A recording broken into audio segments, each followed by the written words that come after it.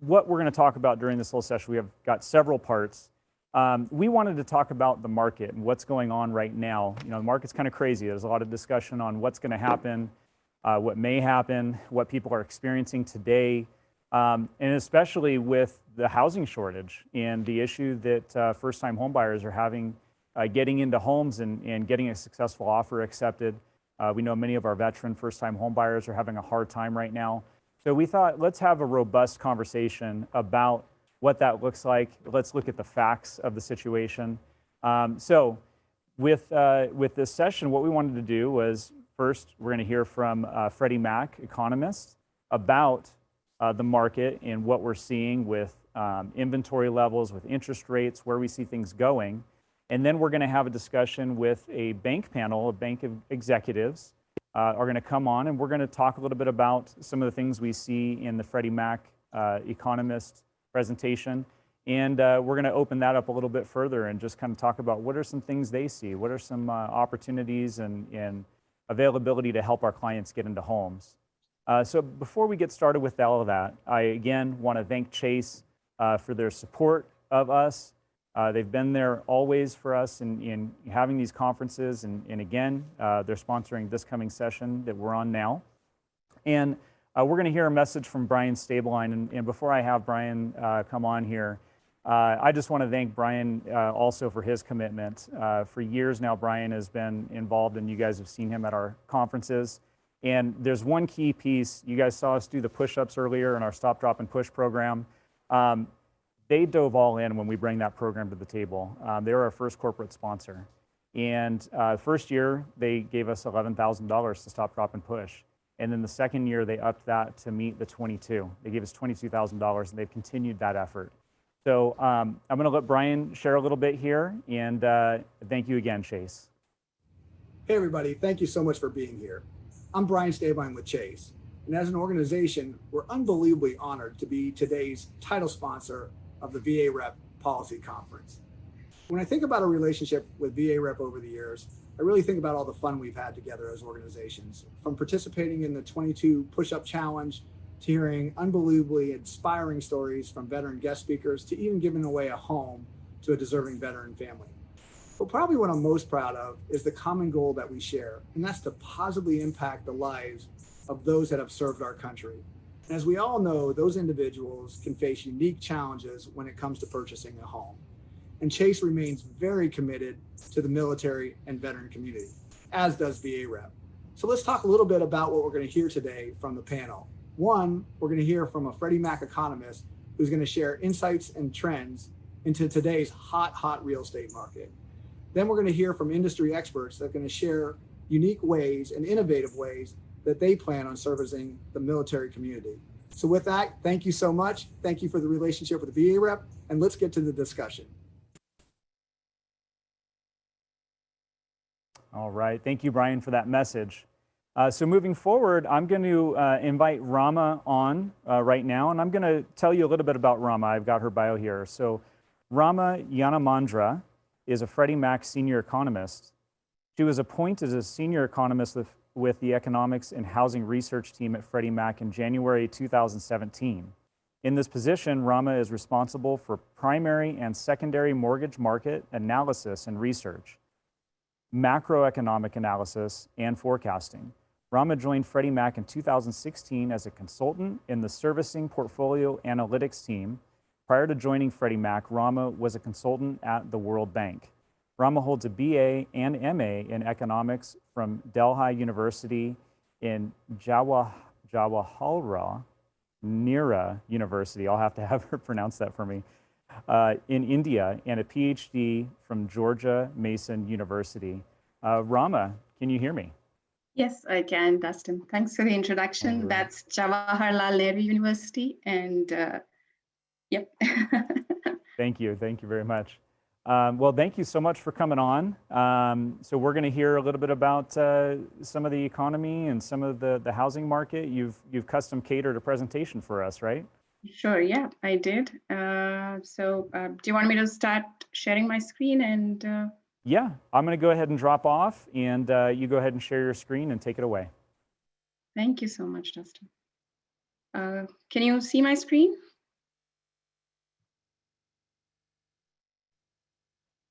Yes. Okay. Okay, thanks for having me here. Thanks for the introduction, Dustin. And it's great to be back at this panel. I think I was at VAREP in 2019, so it's really great to be back here.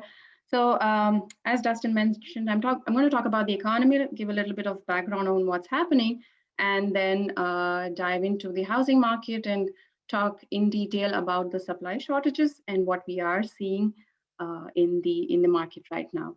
So before I get into the details, just a quick overview. So, the economic outlook is improving and housing remains strong. So those are the two key takeaways.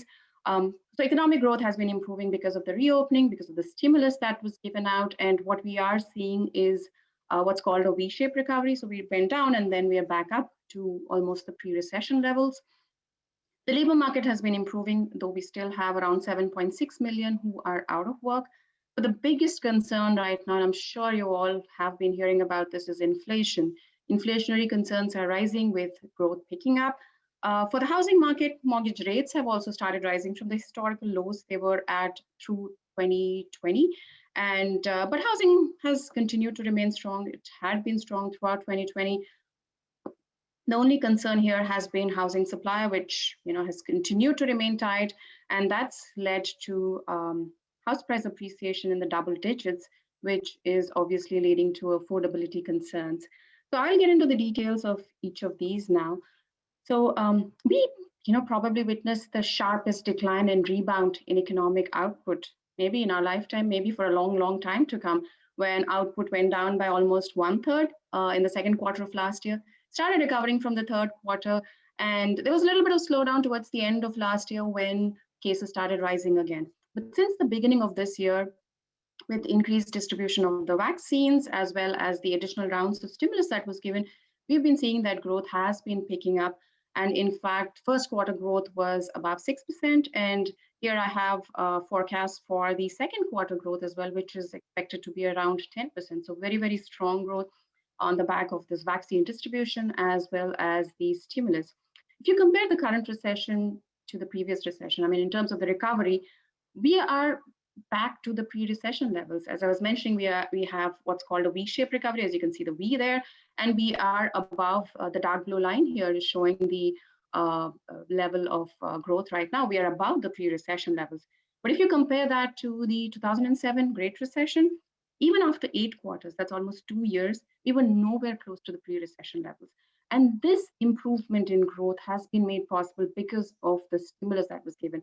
In fact, during this recession, almost 3.5 times more stimulus was given out than what was given out during the 2007 recession.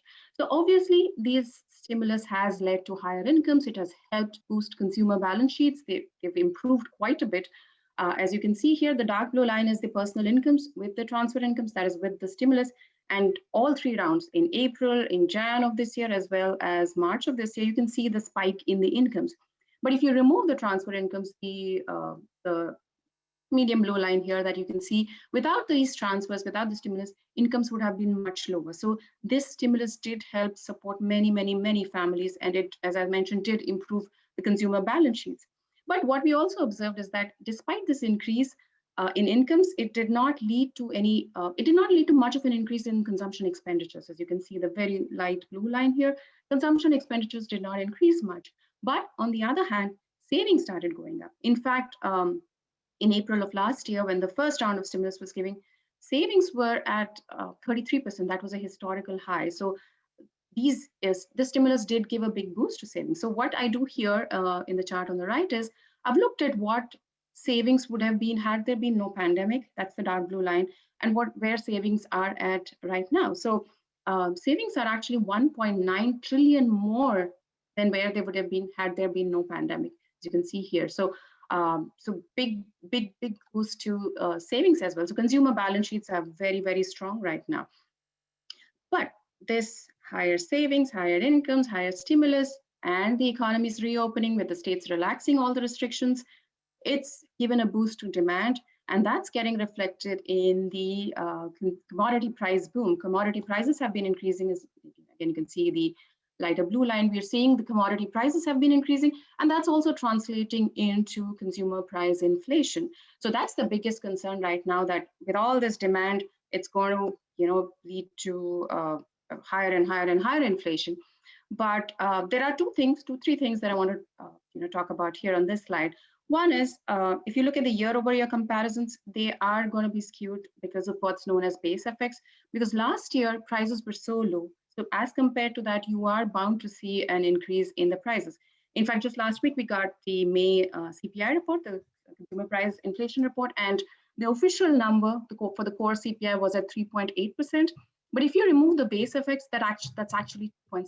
So we need to take into account the base effects, given that inflation was very, very, very low last year. Secondly, we think that this price increase is temporary and transient. And I know there are many out there who think that this might become more permanent because inflation expectations are rising.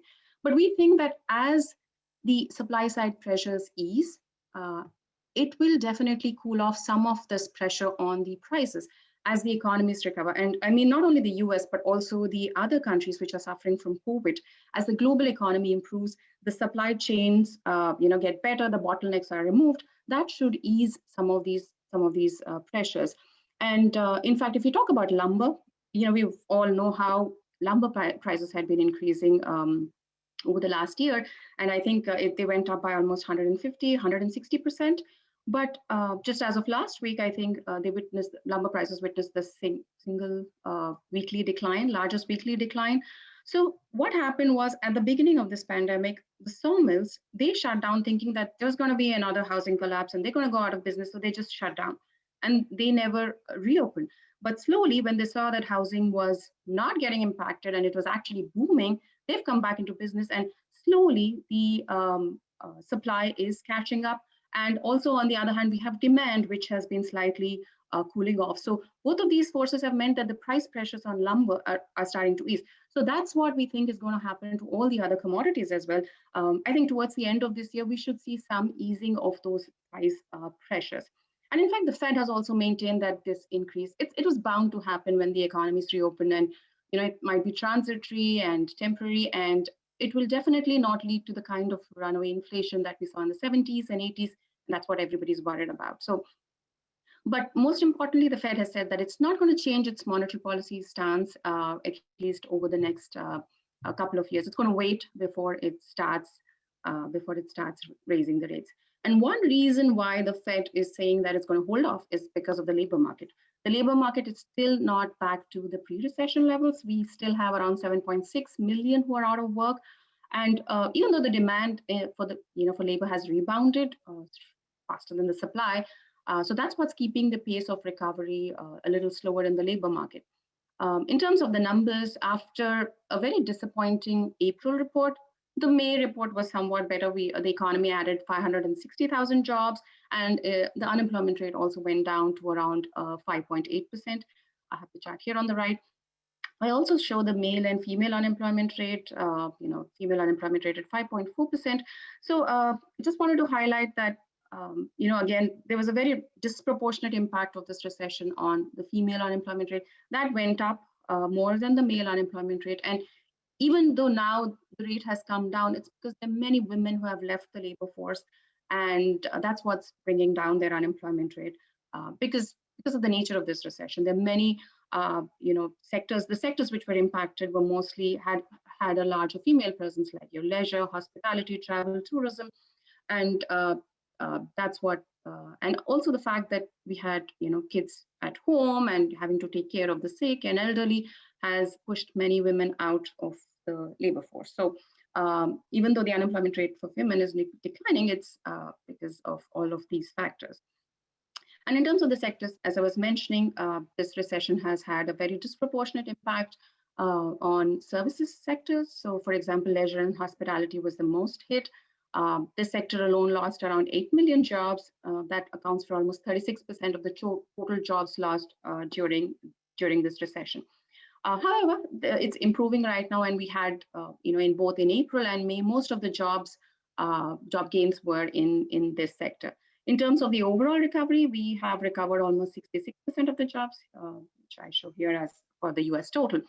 But since a larger share of the workers in this sector, in leisure and hospitality, as well as other services sector, they're mostly renters, we see that reflected in the higher unemployment rate of renters as compared to owners.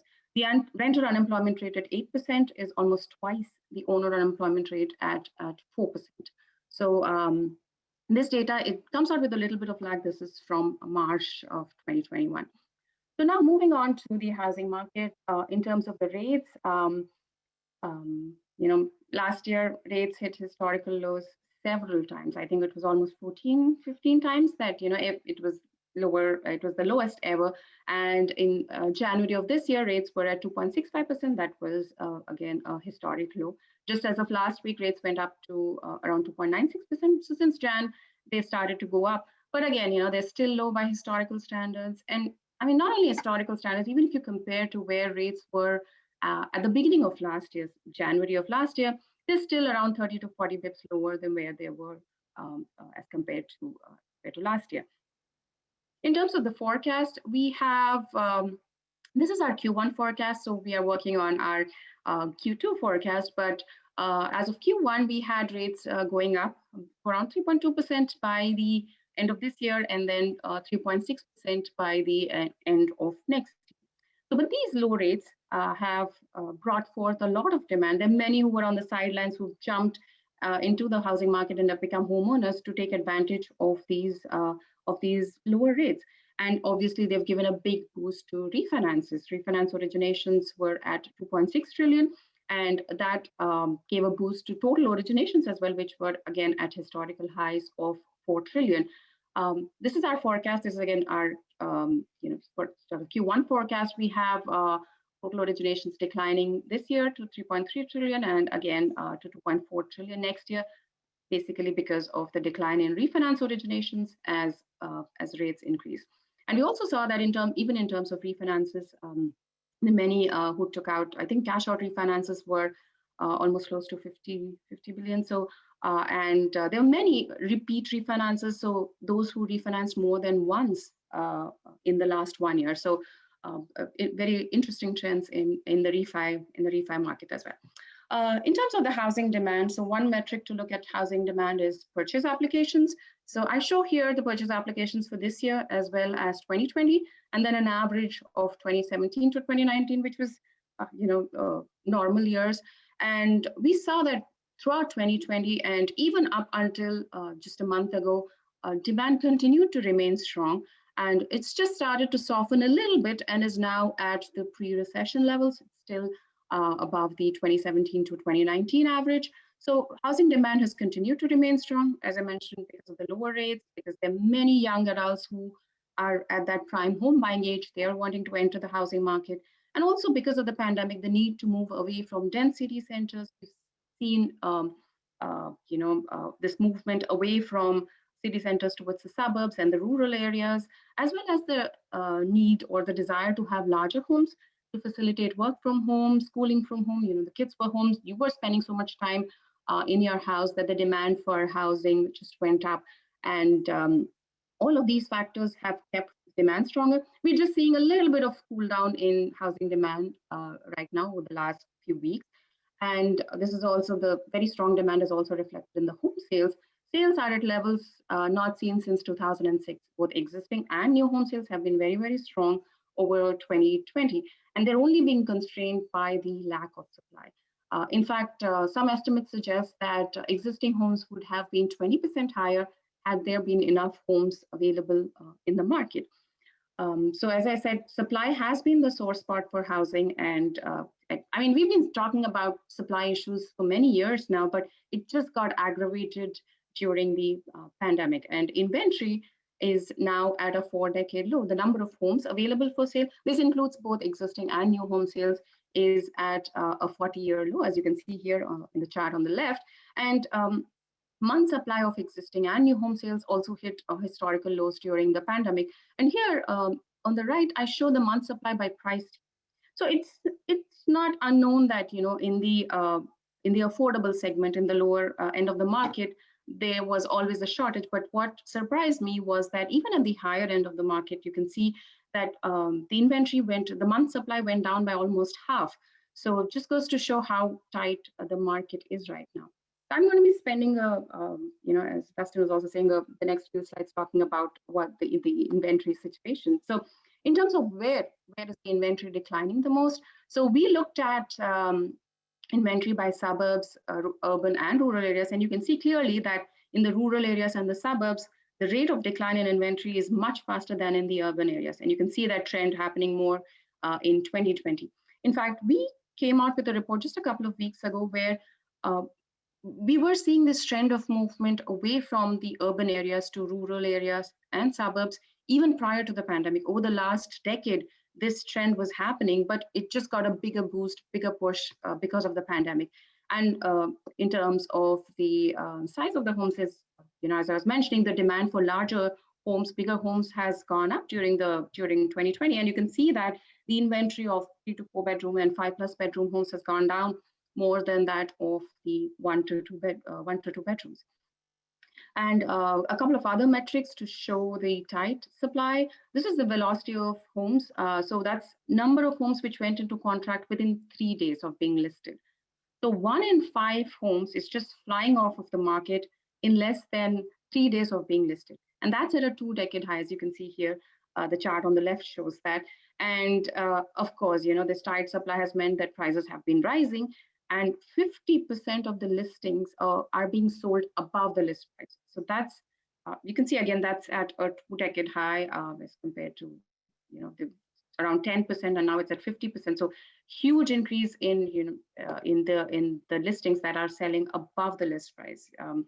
And we've heard so many, we've seen so many articles, we've heard so many stories around this as well, right? Even in our neighborhoods, people are, homes are selling for 100, 200K above the list price. So very, very tight market. They're very, the competition is really, really high for any home that gets listed.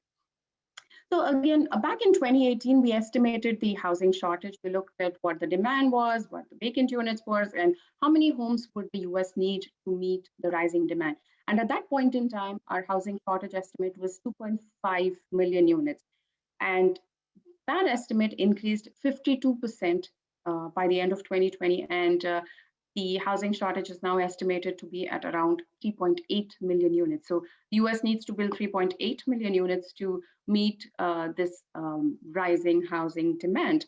And if you look at where this shortage is concentrated, as I've been mentioning, it's at the entry level. We've known that that's where the shortage has been. And this chart just shows how stark it is. So in terms of the share of entry-level homes that are, that were being constructed, that was at around 40% in the 1980s, and it went down to less than 10%. It was actually 6%, around 6-7% in 2020. So a huge decline in the number of entry-level homes that are being built. And that's been happening over time. And again, it just, because now we have this large cohort, millennials have surpassed the baby boomers to be the largest cohort in 2019. So, as they enter the housing market, the demand is just going to remain strong for many years to come. And that is going to put pressure on particularly this entry-level affordable segment. So, and again, these demand and supply pressures have meant that prices have continued to rise. And I show here the Freddie Mac House Price Index. That's at an all-time high at 15.3%. This was for April. House price appreciation was at 15.3% for April. And if you look at how it's distributed across the country, places like Idaho are appreciating at 30%. They're very, very, very strong. And Idaho has actually been attracting a lot of migrants, and it's been growing really fast. And you have Utah and Arizona as well, which have been appreciating at very, very rapid rates, even Maine on the East Coast. And what surprised me here is that even states which were disproportionately impacted, because they had a larger reliance on tourism, travel, leisure, and hospitality, like Nevada, Hawaii, even those states have been appreciating at at very rapid rates. So this is a phenomenon that's happening across the country. So, and we think that house prices will continue to appreciate for the next, at least over the next 2-3 months, if you look at the monthly data.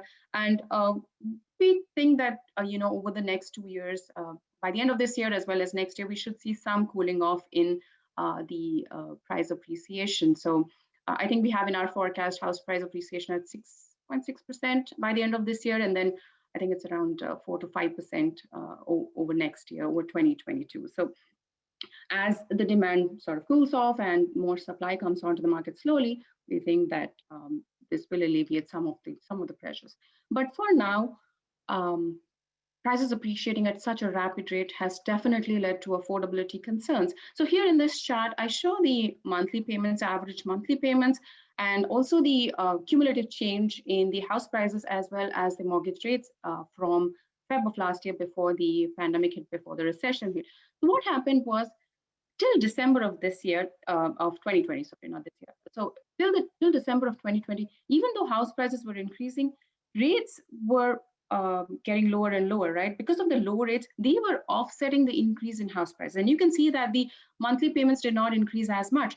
But since January of this year, house prices have been increasing and rates have also been going up. So that has meant that it's put pressure on the monthly payments as well. So it's pushed many who were on the edge, of entering the housing market out. It's becoming unaffordable for them to not only make the down payments, but also, keep up with the monthly payments. It gets unaffordable. So if house prices continue to appreciate and if rates also start going up, it is definitely going to put pressure on the average monthly payments as well.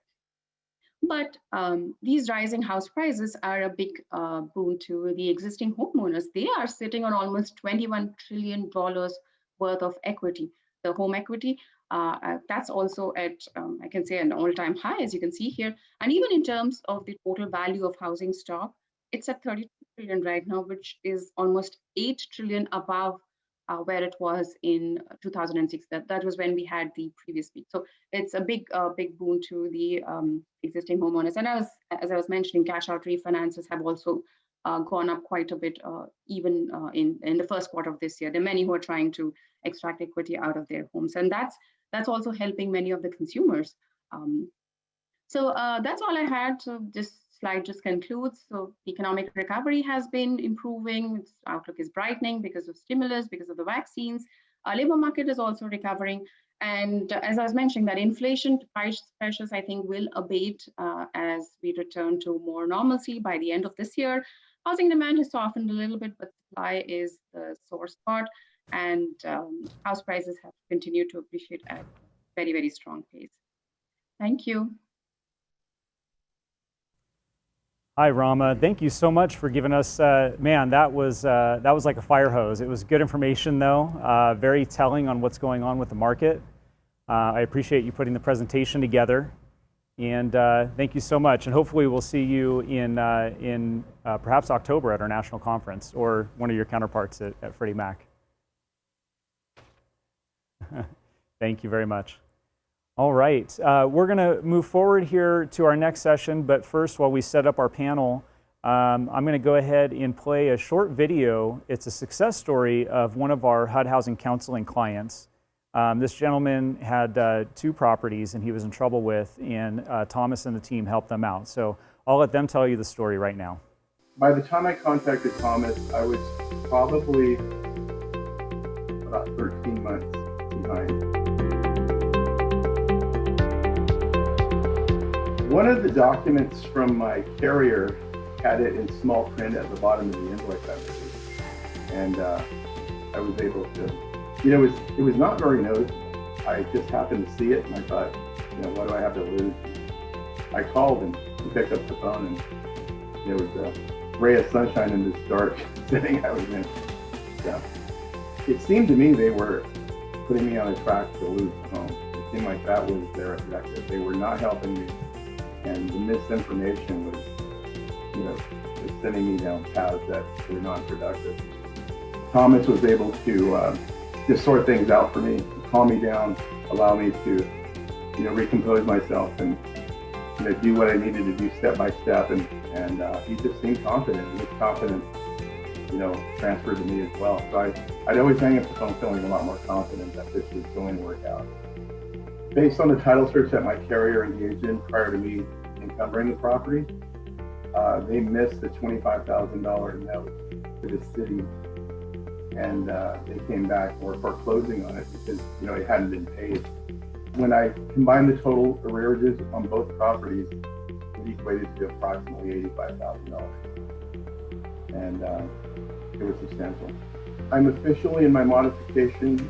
I believe in May I made my second modified payment, and my payment went from just under $2,300 to about $1,592 currently on the primary residence. Since I was able to obtain a modification on both properties, my sense of stress is diminished drastically.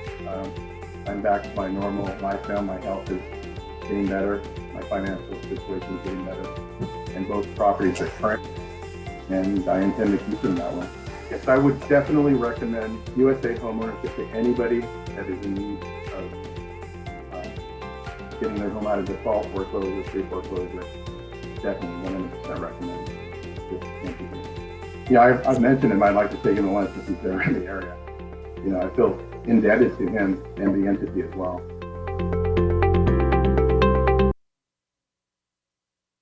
All right, welcome back. And as you can see, we've got a fun little stage set up here. I just want to check real quick and make sure that all of our team can hear me. Can you all hear me? Got a little thumbs up. Awesome, great, perfect. So we've got about 30 minutes to just have a quick little chat here, a little bit about what we saw from the Freddie Mac Economist, and as well as just to get your insights on the current market. So first, I just wanted to kind of round robin, tell you who's on the call, and then I'm going to have each of you actually give an introduction on your background and bio. So first we have from Chase is Anthony Stripling. He's the Vice President of VA Sales Strategy. From Bank of America, we have Hakan Aksuzler. He's the SVP Sales Performance Executive. From US Bank, we have Lisa Park. She's FVP Credit Risk Manager, Government Lending. And from Caliber Home Loans, we have James Hecht. He's the EVP National Retail. And thank you all for being on. Appreciate you all for taking the time. Great to be here. Yeah. So the way we're going to start this out, if I could just frame this up, and I'll kind of go round robin and kind of point out who can start. So first, please tell us who you are, what you do, some of your professional history, perhaps military background, or perhaps connection to military. Let's start with Anthony at Chase. Thank you very much. Good afternoon, Dustin, and everyone here at VAREP. Thank you very much for having me here today. So my job, excuse me, I had to get a tickle just as this thing started in my throat. It's been a crazy weekend. The weather down is crazy. But anyway, my role is at Chase is to develop and coordinate and then shepherd through a new VA strategy. And that's sort of an extension of what we've already been doing. And I'd love, when we get to some more information, I'd love to share a bit more around some of the actions that we're taking as an institution. I don't call them strategies or tactics because we're integrating those things into what we do daily to facilitate, better service, enhanced service to the veteran community. So I'm excited about that. My background is pretty much mortgage lending, and a little bit more mortgage lending, primary and secondary. I actually spent 6 years at Freddie Mac as well as Director of Emerging Market Strategy on the East Coast. Worked with Wells, I've worked with several other large lenders, mostly developing strategy. My earlier career was on the front lines, if you will, originating loans and then sales management. And then I moved over to underwriting, and then managing underwriting groups. At Wells, I managed underwriting for one of the regional groups. And I've had a lot of opportunity to see how transactions and strategies go well and how transactions and strategies do not go so well. A lot of that originates from my core background. I was born actually in Atlanta. I've moved around a bit, but I'm back here now. I was born in Atlanta. I grew up in the city. I always say I was I was one of those troubled youths who didn't necessarily always do the right thing. My history with the military is that at age 17, mostly because I didn't see a lot of options, I joined the Army. And I can tell you without equivocation, as I've said many years later on multiple occasions, it saved my life. And I mean that literally and conceptually, because it helped me figure out who I wanted to be as a human being. It helped give me discipline and order. It helped me find direction in my life. And it helped me find this particular career, which I believe I've had the pleasure of leveraging on behalf of my fellow veterans. So I'm excited to be here today, excited to call myself a veteran of the United States Army, and proud to be a part of the Chase team trying to make a difference in a more effective strategy for our veterans. Thank you. Awesome. Thank you very much for the background, and happy birthday, Army. Thank you for your service. All right. So next, let's talk to, from Bank of America, Hakan Aksuzler. Same question. Tell us a little bit about who you are, what you do, some of your background, professional history, and then if any military connections. We all kind of have that affinity. So go ahead and share. Certainly, Dustin. Thanks. It's great to be here. Again, Hakan Aksuzler. I'm in my 20th year with the Bank of America organization. And while I haven't personally served, I'm the grandson of a cavalry officer who was in the military of a foreign country, certainly an ally to this one. And I got to tell you, that has personally given me a very profound and deep appreciation for the veterans that serve this country as well. And just a little bit about what I do. My role is pretty simple. It's listening to our clients and getting our head wrapped around as an organization in terms of barriers to homeownership, and then working to eliminate those barriers. I'll talk a little bit later on in terms of a program that we've offered that tackles some of those challenges head on. And very excited to be a part of today's panel. And a little unknown fact about me is I see a good friend, James Hecht, on today's discussion, who was my personal manager and mentor about 10 years ago with the bank. And it's wonderful to see James here joining us as well. Hey, James.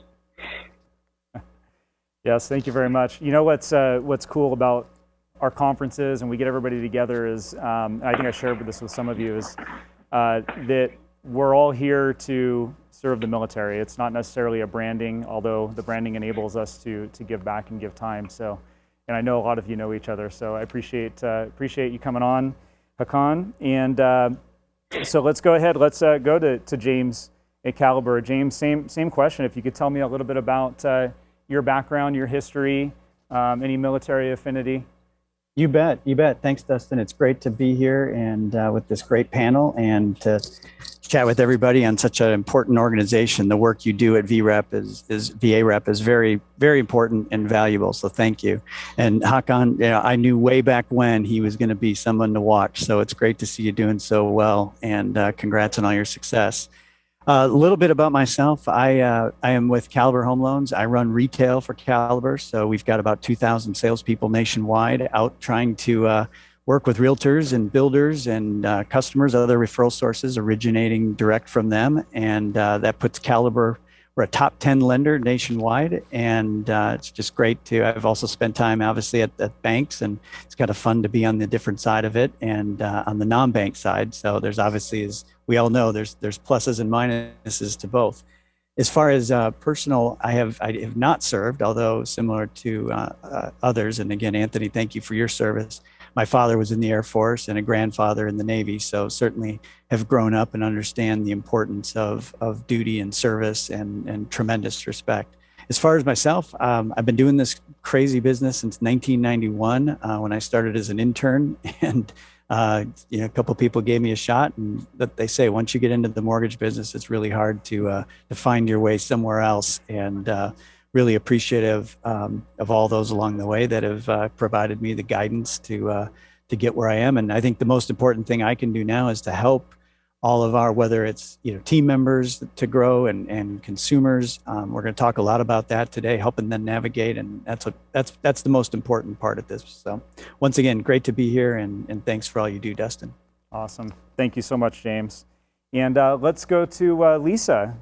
Lisa, same question. I know that you've had quite an experience with the VA. We were talking about some connections over the years. I was telling you about our session that we just had prior to this. Tell us your history, a little bit about what you've done in connection to military. Great. Thank you so much, Dustin. Thanks for having me, and thanks for all the work you do. And to all the veterans, thank you so much. And to all those members of families of veterans, thank you so much for your sacrifice and your hard work. I myself, I'm not a veteran, but my father was a member of the Army, and my brother is a Marine. So we have some interesting conversations and good times around that. And I understand the sacrifices that families really have to go through with veterans and active duty as well. I have been with U.S. Bank 21 years. I have been in the mortgage business for 32 years. I started when I was 10, I like to say. I've always been excited about lending, government lending. That's my role here at U.S. Bank, credit risk manager for government lending, everything from origination to servicing. And I don't know, you've probably seen me a few times previously on VA Lender Broadcast. VA for years did live broadcast for real estate professionals. They had 3 lenders on the broadcast, and I was one of the 3 lenders for 5 years. So I'm so familiar with John Bell and James and Mark, and we had a lot of great times doing those presentations together. So I'm super excited to be here and share thoughts and offer up any information that I can, and appreciate you asking me, Dustin. Thanks. Appreciate it. Thank you, Lisa. Yeah, everybody says that I started real estate when I was 5 years old, so I feel you. All right, so let's talk a little bit about the Freddie Mac Economist updates that we just went through. There was some key things that I was seeing, and I'll just share kind of some of the hot buttons that I saw that were interesting. And then I want to go kind of round robin and just give you guys some time to kind of unpackage and give us some thoughts on what we saw there, and any other thoughts with the market. So I was seeing inflation, homes flying off the market. It kind of feels like we're back in 2006, but there's some key differences, and I'm sure you guys will unpackage what those are. Entry home construction is way down. I see Idaho at 30% increase year over year is what I saw. It was crazy. And then the equity position is just so high right now compared to what we've seen in the past. And that's another interesting key indicator. So let's kind of go around robin, just share us what are you seeing? What are some things that you thought were great? What are some things that perhaps somebody missed, they didn't see in the presentation? So let's go back to the top. Anthony, if you want to start us out. Sure. There are a couple of things that jumped out at me. I mean, it's always great to put some sort of quantitative assessment to some qualitative things that we see and feel each day. Specifically for me, if I'm looking at, and it's easier for me kind of naming the slides, one of the things that was referenced was around the softening of the interest rates, and how that has a correlation to the demand for housing. I would suggest that some other information that was shared later in the presentation actually was a critical driver, and that was around inventory. And if I recall, the increase from roughly 2 years ago was, I think, roughly 50 some odd % in the deficiency in terms of housing stock. But the critical piece that jumped out at me, and I don't know if that was lost in just all the great data, was the vacant units represented a significant amount of the overall inventory shortage. If I looked at the 2018 numbers, it was roughly 50-50. I think it was accumulating to 2.5, 2.6, 1.3 for occupied units being sold, vacant units about 1.3.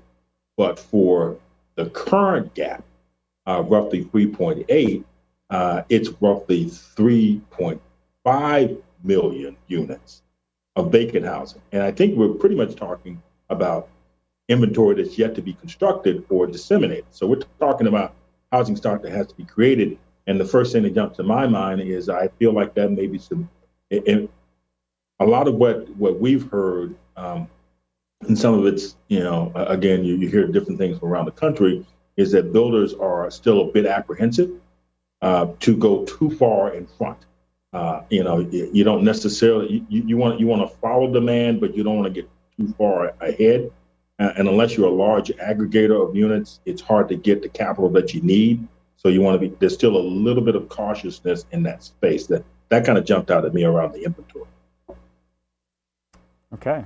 Yeah, that's a good perspective. That's something that we're definitely talking about here at VAREP is how can we help create more affordable housing units.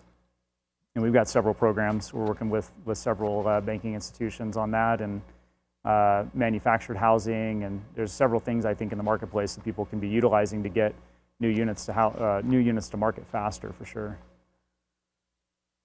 All right.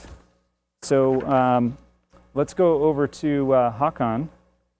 What are your thoughts on what we saw? It was interesting to me. One of the things that I did not see in there, but I felt might be an important discussion item, is when you look at the growth of housing starts, and I believe the number was up something like 70% year over year. While that's a great sort of macroeconomic indicator, a challenge therein is what about the infrastructure that's needed to support that? And one of the things that we've seen is that despite that 60 to 70% rise of housing starts, again, skilled labor, again, referencing things like craftsmen, roofers, people that build the windows and so forth, has only climbed about 20%, right? So that leaves a fairly wide deficit in terms of the manpower needed to meet the demand. And to me, it's going to be a really interesting, frankly, curious thing to see how the market is going to solve for that over time. Yeah, that's interesting. So you're saying the workforce to build the units, but you said infrastructure. What about streets? What about public works? And I think I was just talking to somebody yesterday about this. Yeah, so it's significant, and Dustin, I heard some comments also about lumber. I didn't realize that the cost of it had increased 150% year over year. Now we're seeing some similar things with steel. And again, it makes you wonder, the demand for that new construction housing is there, but again, who is going to do the work, and how are ultimately the raw materials needed to support that going to come together? And I think that's a very real challenge that this industry is going to be facing for the near term. Yeah, perhaps new styles of builds will be birthed out of this, right? When adversity hits, then we find new ways to build. I think that's very real possibility. 3D printers, I've been seeing 3D printers all over starting to pop up. I think there was one in Palm Springs that just got built a couple months ago, I saw. Mm-hmm. Yeah. All right. James, let's kick it over to you. What are you seeing in these charts, and what are your thoughts on all that? Yeah, just one other thought. I actually had some conversation with large home builders in the last few days, and one of the things everyone tends to think the builders are doing so great right now because their demand is there, but they're actually starting to slow some of the absorption rates in their communities and the buildings, simply because even though prices are going up and demand is there, the inflation and costs are so high, it's causing them to kind of hit pause. I think all hoping that we, this new word we're all hearing, transitory inflation, right? That we're all continuing to hope that this blows by. And, once the supply chain issues and the lumber and some of these other things get caught up, that they'll be able to go back to normal. But it is an interesting dynamic where the demand is, at all-time high for new construction, yet they're having to actually slow because of the cost of materials. So that'll be an interesting one to watch. The bigger thing that we're watching, and we're in all states and dealing. We're about, although we're a top 10 lender for new construction, the majority of our business comes from resale and realtors. And the dynamic that we see, and you mentioned Idaho, right? But you could go state by state, and even the states that people say are the losers and the winners because of some of the taxing and policies. If you really dig into the data, there's as many people going there as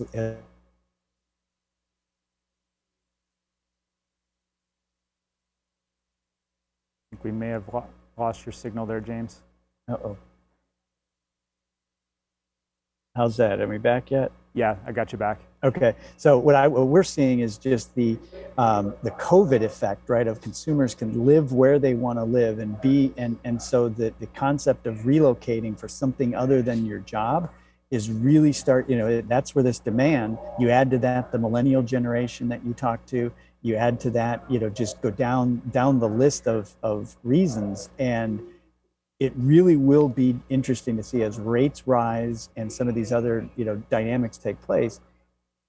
Is that going to outpace the economic factors going forward? Because it is there is as many reasons of tailwinds and headwinds that I could give you, and so we're obviously carefully watching. If we had the answer, we would certainly tell you, but it's more of an observation mode at this point. Yeah, absolutely. None of us have the crystal ball, but we can have conversations like this to kind of figure some things out for sure. All right. So Lisa, what are your thoughts? What are you seeing? I agree with what everybody has said, and this is just such a strange time. Very similar to 2006, but there's so many other things into play, and I think there's still like the builders, for example, are fearful.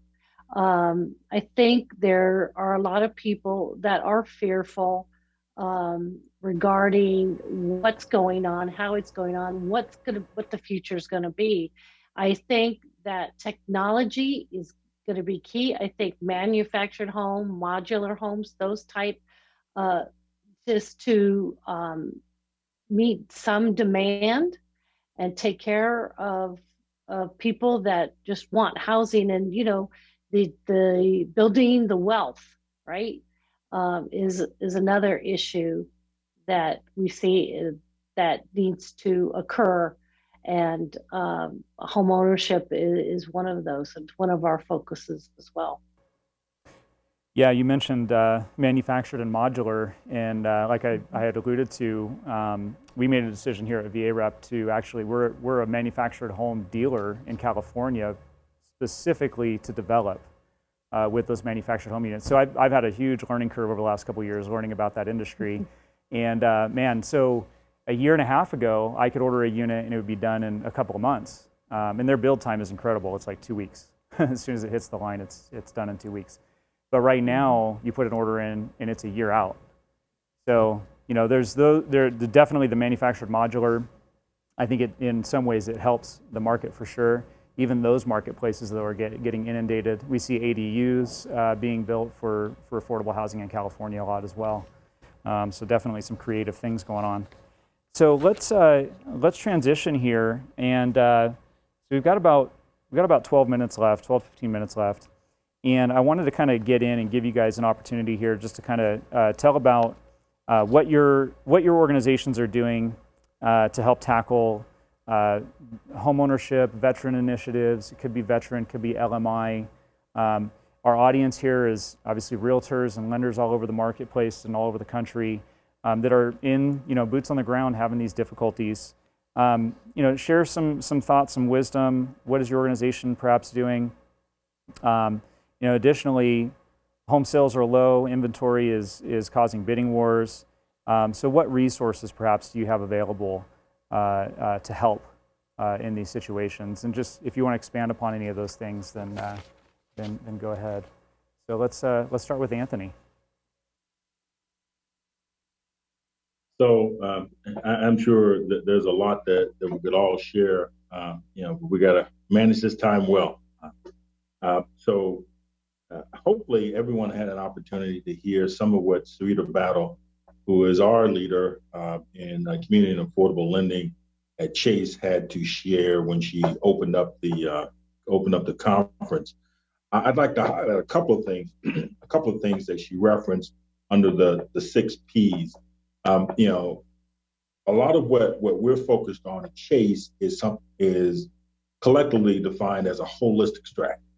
Our goal is to not just focus on the products that provide the tools that are necessary for people to get loans, and we build those out. Not just focus on on the critical partnerships, which we have to have, such as VAREP, in order to connect.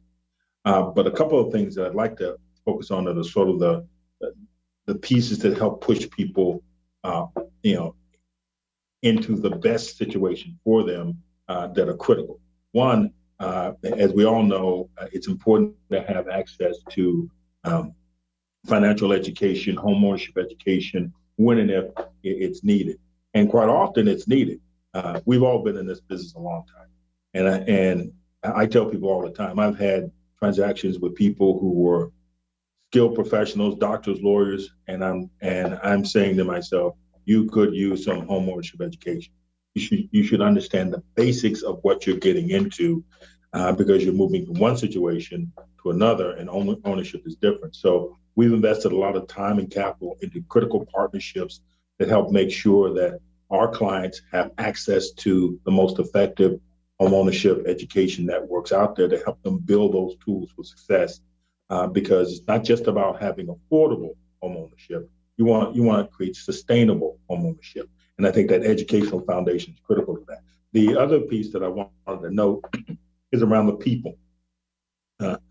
We've done a lot to increase not just our ranks, but strategically focus on getting people into positions and in the markets where they can have some affinity. We want to mirror the communities that we serve. That's part of the presence, but it's also a part of making sure, for example, that in markets that are highly concentrated with veterans, like from California and San Diego all the way to Florida to Jacksonville, we have veterans who are part of our team, so that they can understand the culture. That's a critical part of what we want to do. So I wanted to highlight that because holistically, we want to help make sure that veterans have the opportunity to find and obtain sustainable homeownership. Thank you very much, Anthony. Let's go ahead and switch over to Hakan. Thank you, Dustin. And I'll just tell you, first and foremost, we know today that there are millions of prospective buyers and veterans out there looking to get into homes. But again, the environment that we've been in has created some very significant challenges for them. And we've oftentimes seen that challenge has taken the form of really one of a couple of things. To Anthony's point, totally agree with education. But beyond that, we've also seen scenarios where folks simply have not been able to save up enough cash for down payment and closing costs, which obviously in this type of a market is king. And so in response to this, in April of 2019, Bank of America launched what we called our community homeownership commitment. And really the intent of that commitment was to tackle some of these challenges head on. Again, we know that there are many veterans out there that understand the process. They've been responsible in managing their credit, but they need a little bit of additional help in how to overcome some of those humps that I mentioned. So that commitment aims to put in 60,000 additional families into homes and really realize that American dream over the course of 5 years. But how we get there is key. And there's a couple of components to that program that we're very excited and quite frankly proud about. First is in relation to that down payment savings challenge, we offer our clients up to $10,000 in down payment assistance that can be brought to the closing table. Secondly, in addition to that, we offer up to $7,500 in closing cost assistance that can be coupled as part of that same transaction. So just to be clear, those are two distinct programs that can work together to bring a prospective borrower up to $17,500 in additional cash to the table, which, by the way, they don't have to pay back. But we realize, look, again, in a lot of markets, that may not even be enough, especially given this sort of white-hot seller's market that we're seeing. So what's further encouraging is, in addition to that program, which we can obviously couple with some low down payment mortgage options that we have, we also partner with local organizations, state level organizations, county, and even national that provide additional down payment assistance to a variety of different borrowers, including veterans. And what's especially neat about that is the offering that I mentioned in terms of community homeownership commitment can be coupled and combined with some of those additional external down payment programs. And I've seen cases where those external programs can bring in an additional 20, 30, 40, et cetera, $1,000 to the table and add on top of that $17,500 from the bank, plus a very flexible mortgage offering that we have in that same space. It's truly something that we feel can make a difference, and we're very proud of that today. Wow, thank you for breaking those opportunities down. Those are definitely helpful for sure, and the education, and yeah, absolutely. James, what are your thoughts? Yeah, I'll take it just a little different direction. One of the things is we see as a need, and some of you out there know Brian Burjans, who runs our military lending group here at Caliber, and just a rock star focus on this community. What he set out to build is a team of experts to assist veteran and active duty military buyers with those issues that come up, whether that's documentation, whether that's reinstating forms if somebody's a newly disabled veteran, being able to get them the help they need. And he's built this resource group. The best part is he's actually staffed it with military spouses, which is just phenomenal that we're able to then help in that area as well.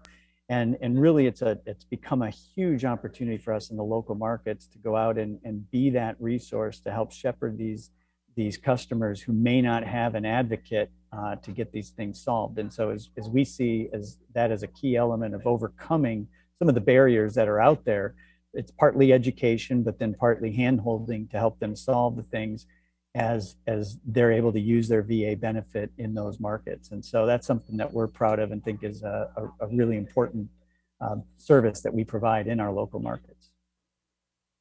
Yes, thank you, James. I'm very aware of the work that Brian does, and you guys got a great team over there. Thank you. And Lisa, let's kick it over to you. Thanks. Thank you so much, Dustin. We are at US Bank have several prongs. We have a group for strategic markets, as I mentioned earlier, about building wealth for homeowners and getting those first-time home buyers into houses. We have affordable lending, and of course we have government lending. And as you know, there's so many veterans that aren't even aware of the benefits that they have available to them. And to everyone's point about education, homebuyer education certainly, but also education to everyone in general around VA lending and around mortgage lending regarding what is needed. There's a lot of myths out there, to say the least. And so educating about that, because once they have that education, it makes the process smoother and faster. And we all know right now, speed is key. So technology is coming into play a lot. So technology has been a strong focus as well, because everybody in multiple bid situations, right, needs that answer. They need to know, but we also want the folks getting into it to know what they're getting into, right? And so we have several pronged approach trying to help our buyers, our agents, our veterans, get into housing, and especially in this difficult time right now. No down payment, the houses are going quickly, multiple bids over, appraised value price. So we do, have programs that does assist for down payment and closing costs. So we're just trying to approach it from several different ways, the best that we can, because everybody's different. But even though everybody's different, everybody is their own story. And just getting them into their home, their dream, is what we're trying to do. Awesome. Thanks. Thank you, Lisa. Well, we're wrapping up our session here. I'd like to just pass it around one more time real quick. Any closing comments or statements? Anthony, why don't you take it away? Sure. Once again, I definitely would like to thank you, Dustin, and everyone at VAREP for not just for obviously having Chase participate in this incredible event, but for having the event. I think that any efforts to make sure that we constantly highlight the need to provide specific support for veterans is important, and the work that you guys are doing is bar none critical. I love that legislative update. So I'll simply say this on behalf of Chase. We look forward to a continued strong relationship with VAREP and with many of those who are on the Zoom call. We're evolving, we're growing, we're big, but we can get better. And that's our focus, of being better at serving our veteran community. So thank you for having us. Thank you, Anthony. Hakan, you have any closing statements?